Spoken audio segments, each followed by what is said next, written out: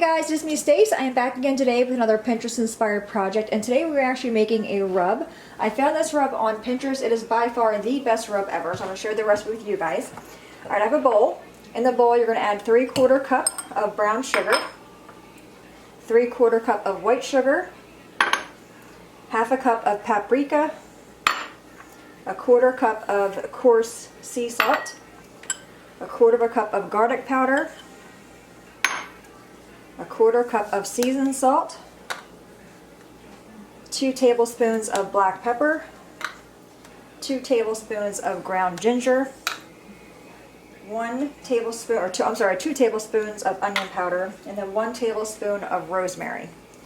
You can have this recipe. Hubby and I have halved it before. Just going to mix it all together with your whisk until it's really combined. And we use this on every meat possible. We use it on chicken, on pork chops, on like a regular roast or a pork loin. It is so, so good. We swear by it now.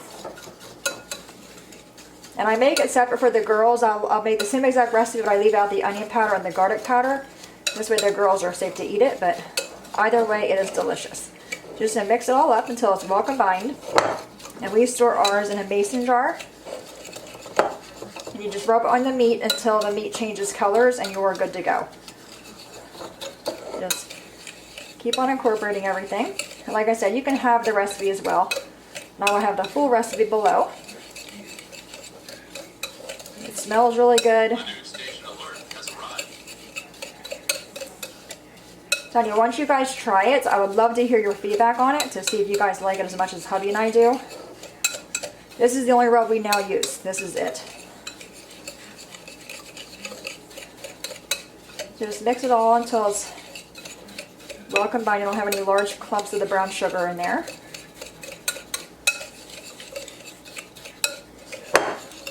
Alright, so there you have it, guys. What I think is the best rub ever.